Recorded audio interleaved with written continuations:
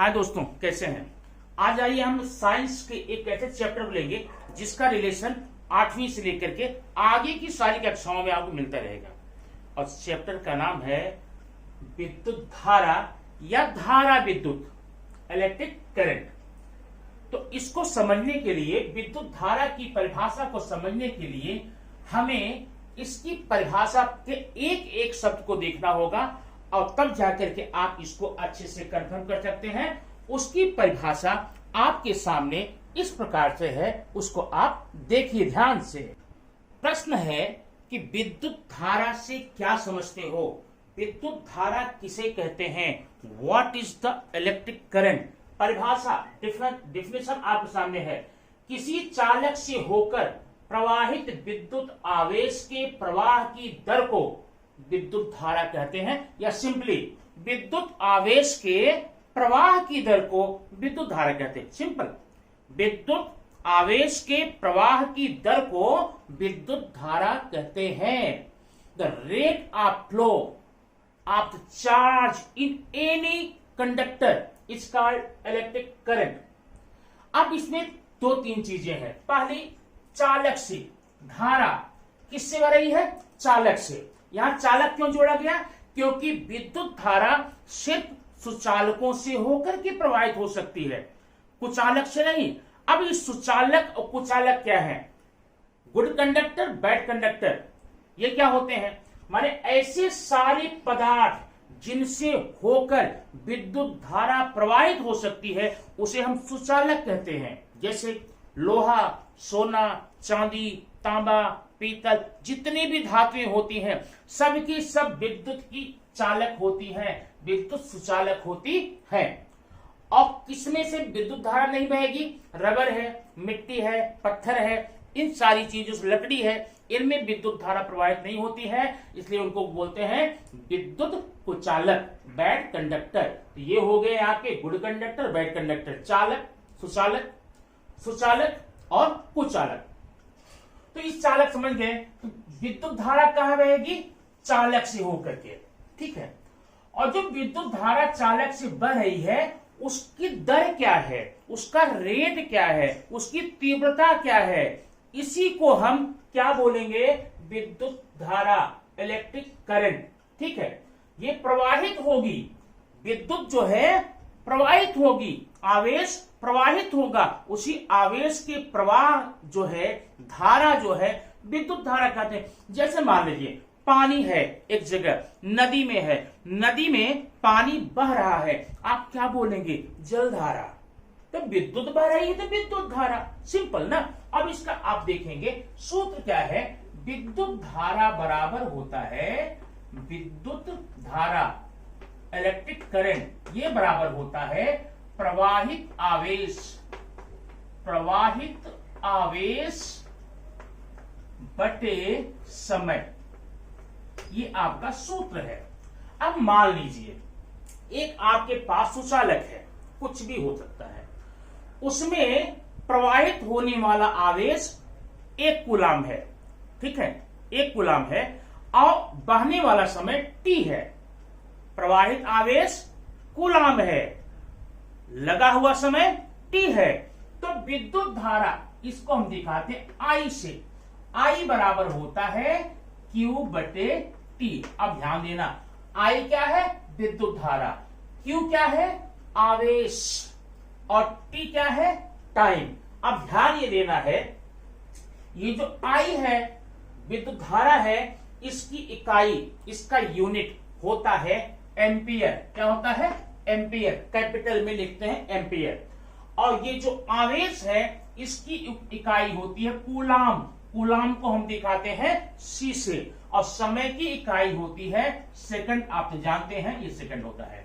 तो आपका ये सूत्र है, इससे संबंधित आपको कुछ प्रश्न न्यूमेरिकल क्वेश्चन दिए जाते हैं, उसको आप आसानी से कर सकते हैं अगर आपको इतने सूत्र मालूम होते हैं तो। I बराबर Q बटे T। I क्या है, विद्युत धारा, इकाई क्या है, एम्पियर, Q क्या है, कूलाम, आवेश, आवेश है, इकाई क्या है, कूलाम, और T टाइम, सेकंड है, इकाई क्या है, सेकंड है, ठीक है। तो आपने ये सूत्र तो देख लिया। अभी हमें ये पता करना है कि आखिर ये विद्युत धारा, ये जो आवेश है, ये प्रवाहित क्यों होता है, कैसे होता है, इसको आप ध्यान से सुनिएगा, क्योंकि इससे संबंधित, इससे रिलेटेड छोटे छोटे क्वेश्चन आपके पेपर में पूछ जाते हैं और उसे ट्रू फॉल्स हो सकता है, फिल इन द ब्लैंक्स हो सकता है। ठीक है, तो आप क्या करेंगे, यहां पर देखेंगे, ये जो विद्युत धारा प्रवाहित होती है, जो आवेश प्रवाहित होता है, इसके प्रवाहित होने के पीछे रीजन है एक आवेशित चार्ज, एक आवेशित कण। उस कण का नाम है इलेक्ट्रॉन। क्या नाम है? इलेक्ट्रॉन। माने इलेक्ट्रॉन के प्रवाह होने से ही विद्युत धारा प्रवाहित होती है। लेकिन अब ये इलेक्ट्रॉन्स, कौन से इलेक्ट्रॉन? सारे इलेक्ट्रॉन नहीं, केवल मुक्त इलेक्ट्रॉन, इनको क्या बोलेंगे? मुक्त इलेक्ट्रॉन्स या फ्री इलेक्ट्रॉन्स। अब पहले आपको ये देखना होगा कि मुक्त इलेक्ट्रॉन होते कैसे हैं, हम समझे कैसे। देखिए, अभी हमारे पास ये है, एक न्यूक्लियस है, ये ऑर्बिट्स है, ये ऑर्बिट है। ठीक है, इन ऑर्बिट में आपको ये वीडियो मिल चुका है, इलेक्ट्रॉन्स होता है। पहले में 2 है, सेकंड में 1 2 3 4 5 6 7 8 है, थर्ड में ऐसे है। अब इसमें ध्यान देना, जो इलेक्ट्रॉन इसके केंद्रक से जितना ज्यादा नजदीक होगा, उस पर आकर्षण बल उतना ही ज्यादा होगा, उसको मुक्त होकर के बाहर जाने की संभावना कम रहती है। ठीक है, माने इस इलेक्ट्रॉन पर यहां बोलेंगे परमाणु त्रिज्या बहुत ही कम है, और जब परमाणु त्रिज्या कम है तो आकर्षण बल बहुत ज्यादा है, इसलिए इसको बाहर जाने की संभावना क्या होती है? कम होती है। अब आगे बढ़ जाए, हम आ गए यहां पर। यहां आने पर ये जो एटॉमिक रेडियस है, परमाणु त्रिज्या है, वो बढ़ गई।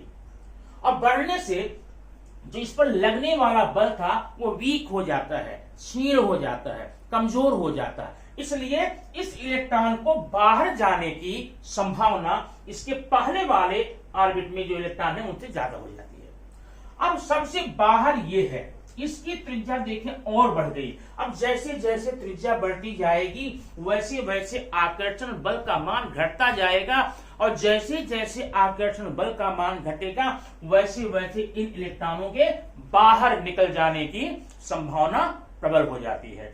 तो इसमें कौन से इलेक्ट्रॉन है जो जा सकते हैं कहीं पर? वो है आउटर ऑर्बिट के, सबसे बाहरी कक्षा के जो इलेक्ट्रॉन हैं यही जा सकते हैं। तो इन्हीं इलेक्ट्रॉन्स को हम बोलते हैं मुक्त इलेक्ट्रॉन्स। परिभाषा क्या हो गई? मुक्त इलेक्ट्रॉन क्या होते हैं? ऐसे इलेक्ट्रॉन जिस पर केंद्र के द्वारा लगाया गया बल, आकर्षण बल नगण्य होता है, और वो आसानी से अपनी कक्षा को छोड़ करके अन्य जगहों पर, अन्य कक्षा में जा सकते हैं, जुड़ सकते हैं, उनको कहते हैं मुक्त इलेक्ट्रॉन्स। ठीक है, तो विद्युत धारा आपकी जो है, आप समझ गए, किसके द्वारा प्रवाहित होगी? मुक्त इलेक्ट्रॉन्स के द्वारा, मुक्त इलेक्ट्रॉन के द्वारा। अब मुक्त इलेक्ट्रॉन प्रवाहित कैसे होते हैं और क्यों होते हैं, उसके लिए आपको ये नीचे का फिगर देखना जरूरी है।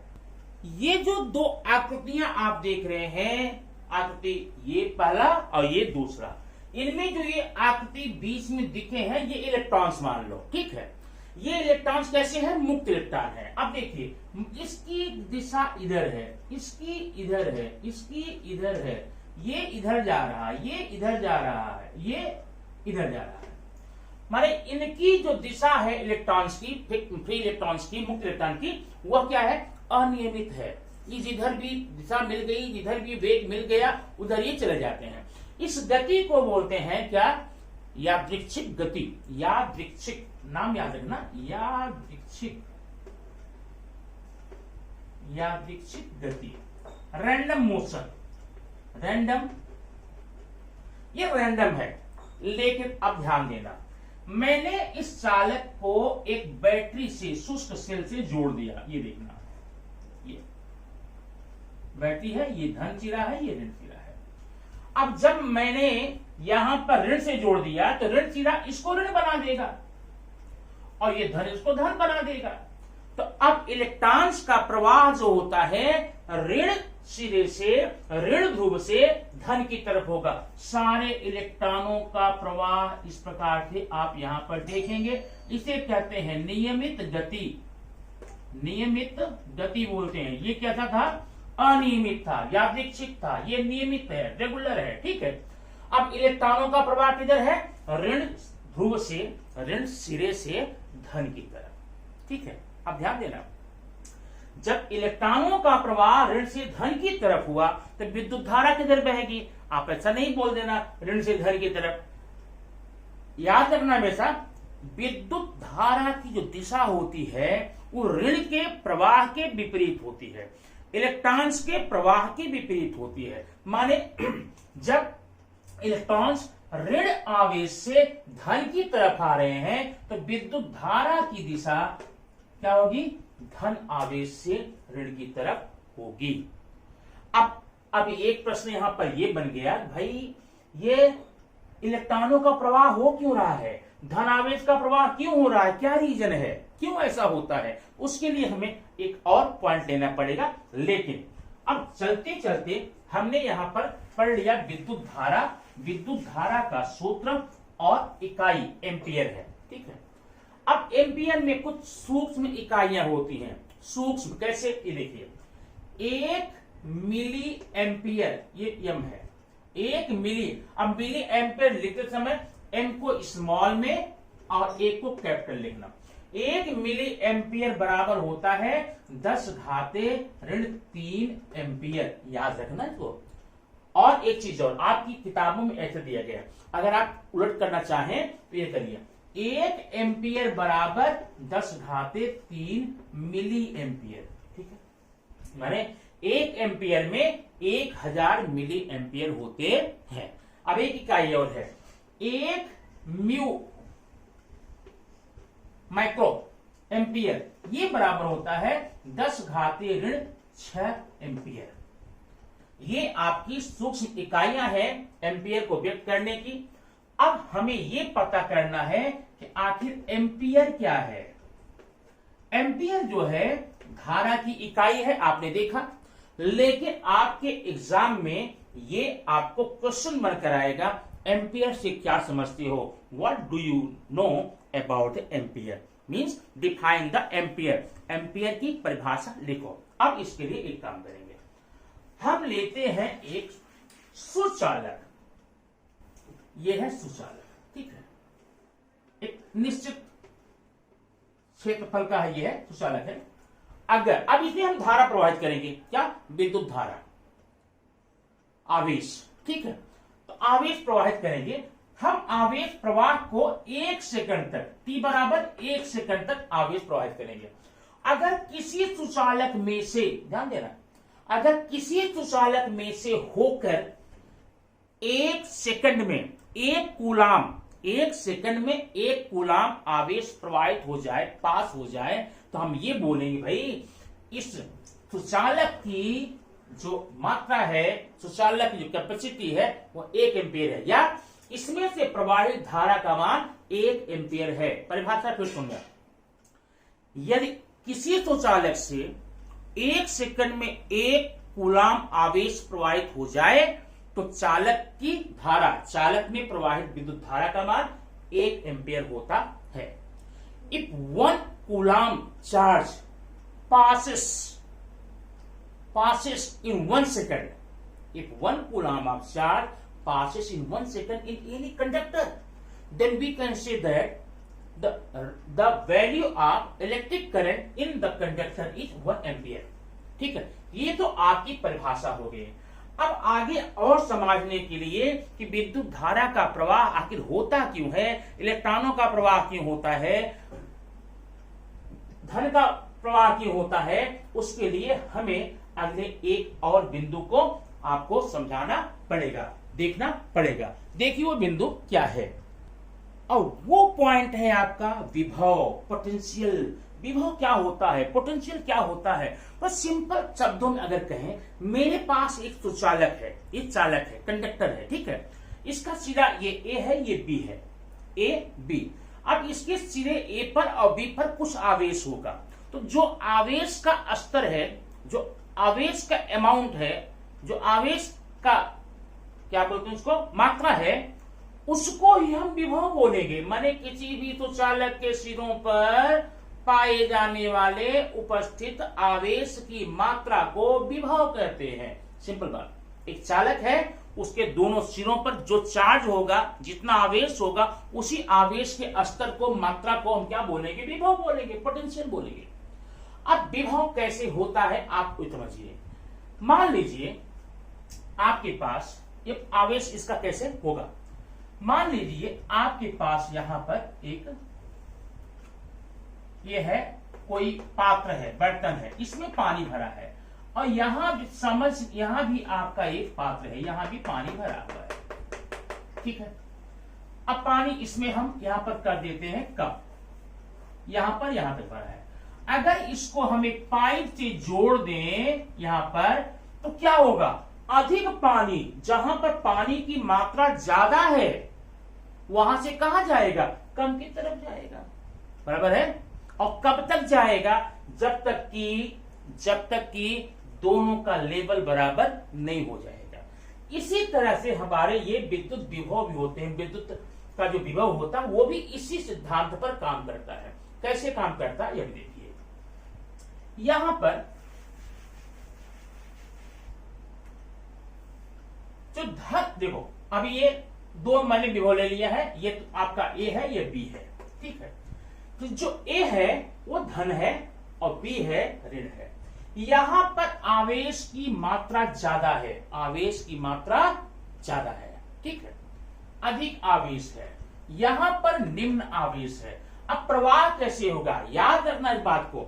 जो ऋण आवेश है वह निम्न आवेश से, जो ऋण है ना, वो निम्न आवेश से, निम्न विभव से उच्च विभव की तरफ बढ़ेगा, निम्न से उच्च की तरफ, ठीक है।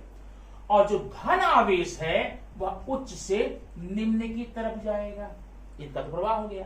और इसी प्रवाह में, ये प्रवाह तब तक होता रहता है जब तक दोनों सिरों पर आवेश की मात्रा बराबर न हो जाए। एग्जाम्पल सुनना। अभी मान लो हमारे पास ये है बैटरी, ठीक है, बैटरी हमारे घर में रखी गई, इन्वर्टर की है यहाँ पर। अब इसको जोड़ करके यहां से हम दो तार लेकर के जाते हैं, कहां लगा देते हैं? बल्ब में। ये बल्ब है, ठीक है। अब यहां पर होता क्या है? ये विद्युत धारा का प्रवाह बैटरी से किधर हो रहा है? बल्ब की तरफ। क्यों? क्योंकि यहां पर आवेश की मात्रा बहुत ज्यादा है, यहां पर कम है, ठीक है। माने दोनों के विभवों में बहुत अंतर है। अब विद्युत धारा प्रवाहित होने लगी, तो जो विद्युत धारा यहां पर आपकी आ रही है, वो विद्युत ऊर्जा जो है प्रकाश ऊर्जा के रूप में रूपांतरित हो जाती है। मतलब यहां हमेशा आवेश की कमी बनी है, यहां पर हमेशा कमी बनी है। और ये क्या है? खजाना है, सोर्स है। तो तब जब तक यहां पर कमी बनी रहेगी तब तक ये विद्युत धारा प्रवाहित होती रहेगी। मतलब विद्युत धारा के प्रवाह होने का मान किस पर डिपेंड करता है? विभवांतर पर। विभवांतर जितना ज्यादा होगा, दो सिरों के बीच में विभवांतर जितना ज्यादा होगा, वहां पर विद्युत धारा के आवेश की दर जो होती है उतना तीव्र होती है। अब अगर हम यहां पर स्विच को ऑफ कर दें, स्विच को ऑफ कर देंगे तो आपसे यहां से चलकर आने वाली इलेक्ट्रिसिटी यहीं तक आएगी। अब जितनी बिजली यहां पर आएगी वो अमाउंट सेट है, फिक्स है, वो नहीं घट रहा है, उतना है। अब जितनी मात्रा यहां का है उतनी यहां है। इस कंडीशन में आप बोल सकते हैं दोनों सिरों का विभव सेम हो गया। अब विभव का अंतर यहां पर नहीं है, और जब विभव का अंतर नहीं है मतलब विभवांतर कितना हो गया? शून्य हो गया। अब यहां पर आप ये नया शब्द देखिए, विभवांतर, पोटेंशियल डिफरेंस, ठीक है। विभवांतर शून्य हो गया। और जब विभवांतर, जब चालक के सिरों के बीच का विभवांतर शून्य होगा तो प्रवाहित धारा का मान शून्य होगा, धारा प्रवाह का बंद हो जाएगा। और विभवांतर जितना ज्यादा होगा विद्युत धारा उतनी तीव्र प्रवाहित होती रहती है। तो आपने यहां पर देख लिया विभवांतर का। अब हम देखना है विभवांतर की आखिर परिभाषा क्या होती है। What is the definition of potential difference? इसको बोलते हैं पीडी, पोटेंशियल डिफरेंस। परिभाषा सुनो, सिंपल है। इकाई धन आवेश को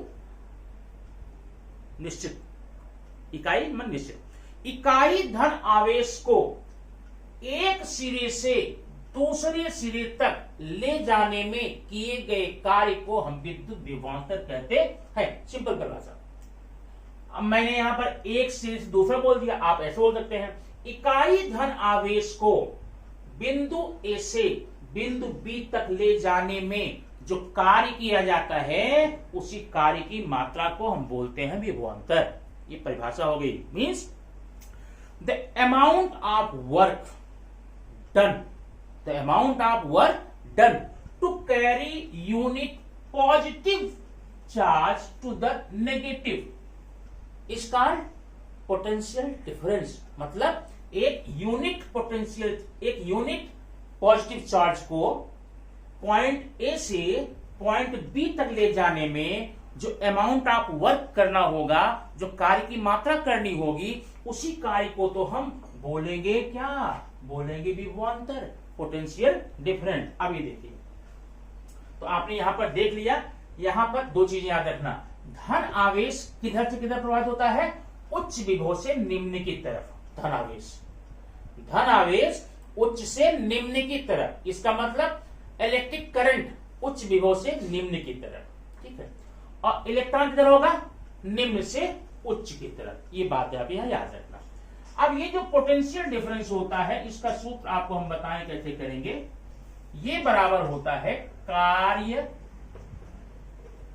माने किया गया कार्य है ना, कार्य बटे आवेश। विद्युत विभवांतर बराबर होता है कार्य बटे आवेश। विद्युत विभवांतर को आप दिखाते हैं पीडी से, कार्य को दिखाएंगे डब्ल्यू से, और आवेश दिखाएंगे क्यू से। आपका ये बन जाएगा यहाँ पे सूत्र, ठीक है। अब पीडी को आप सीधा यहां पर चेंज करें, क्या बता रहा हूं तुमको। अब देखना, इसकी इकाई क्या होती है, पोटेंशियल डिफरेंस की इकाई होती है वोल्ट, ठीक है। अब इसमें भी सूक्ष्म इकाइयां बिल्कुल वैसी होंगी जैसे आपने पढ़ा था किसमें, एम्पियर में। कैसे, अब यहां पर मिटा दूं, मैं आपको बताता हूं। यहां पर 1 मिली वोल्ट बराबर 10⁻³ वोल्ट। 1 माइक्रो वोल्ट बराबर होगा 10⁻6 वोल्ट। ये आप याद रखेंगे, आपके एग्जाम में आता है। तो आज आपने यहां पर आपने क्या देखा है कि विभवांतर क्या होती, विद्युत धारा क्या होती, सूत्र क्या होता है। अब इसमें आपको आगे के और चैप्टर में अगले वीडियो में लूंगा। अगर इतना समझ में आया है तो कमेंट जरूर कीजिए। एक लाइक तो बनता भाई, लाइक करने में कोई भी खर्च नहीं आता। आप बेफिक्र बिना मूल्य के लाइक कर सकते हैं। और हाँ, अगर आपको इसके बाद की वीडियो और भी चाहिए तो please comment, I will give you surely. इसके बाद की वीडियो अगर आपको चाहिए या इसी वीडियो को आप में कोई प्रॉब्लम होती है, आप कमेंट बॉक्स में जाइए, कमेंट कीजिए, आंसर पाइए, ठीक है। तब तक आप पढ़ते रहिए, फिर मिलेंगे हम नेक्स्ट वीडियो में। Thank you very much.